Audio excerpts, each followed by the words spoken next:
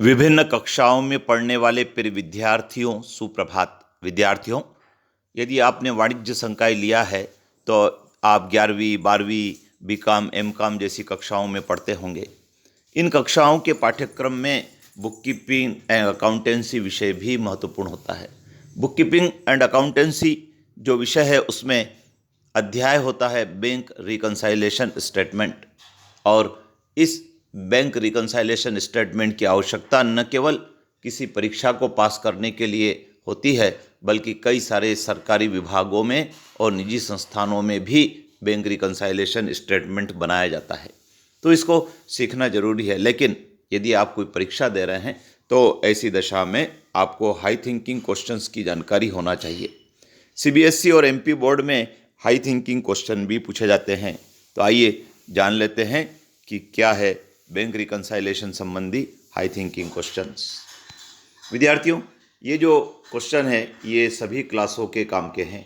लिखा है, बैंक समाधान विवरण क्यों बनाया जाता है? Why bank reconciliation statement is prepared. तो हम कह सकते हैं कि बैंक समाधान विवरण रोकड़ बही तथा पासबुक के शेषों के मिलान के लिए बनाया जाता है।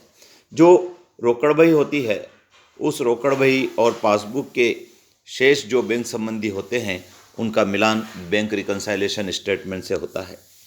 रोकड़ बही के डेबिट शेष का क्या अर्थ है?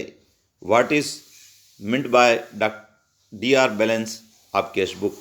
रोकड़ बही के डेबिट शेष का अर्थ है व्यापारी का बैंक में पैसा जमा है। जब हम रोकड़ बही के डेबिट साइड में इनकम लिखते हैं और क्रेडिट साइड में एक्सपेंडिचर लिखते हैं तो हमारा जो डेबिट साइड है वह अधिक योग बताता है और वह इस बात का सूचक होता है कि हमारा बैंक में पैसा जमा है।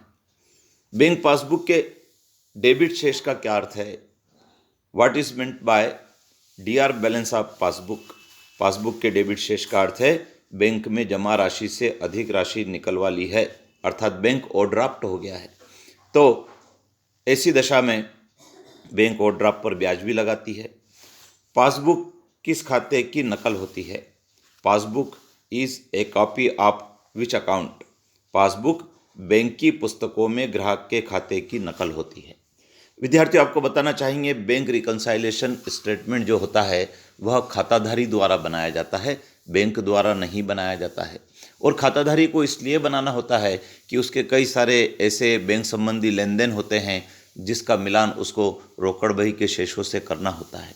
उदाहरण के लिए बैंक के बैलेंस में और रोकड़ बही के बैंक संबंधी बैलेंस में कई बार अंतर उत्पन्न हो जाता है और उन अंतर के उत्पन्न होने के कारणों को जानना होता है और उसके लिए वह बैंक समाधान विवरण बनाया जाता है। जैसे उदाहरण के लिए चेक जारी किए गए, किसी को दिए लेकिन भुगतान के लिए बैंक में प्रस्तुत नहीं हुए, तो जब जारी किए तब कैश बुक में दर्ज कर दिया गया, लेकिन भुगतान के लिए जब प्रस्तुत हुआ तब बैंक से उसका शेष कम हुआ। ऐसी दशा में एक निश्चित दिनांक को रोकड़ बही के बैंक शेष और पासबुक के शेष में अंतर चलता है। इसी को जानने के लिए बैंक समाधान विवरण बनाते हैं। तो विद्यार्थियों, आप चैनल पर बने रहें। आपने चैनल को सब्सक्राइब नहीं किया है तो कर लीजिए और अपने मित्रों को भी बताएं। और इस चैनल पर हाई ऑर्डर थिंकिंग क्वेश्चन के मॉडल आंसर आपको बताए जा रहे हैं जो आपके परीक्षा के काम के भी हैं। लाइक करें, शेयर करें, कमेंट्स बॉक्स में कमेंट्स जरूर लिखें। जय हिंद।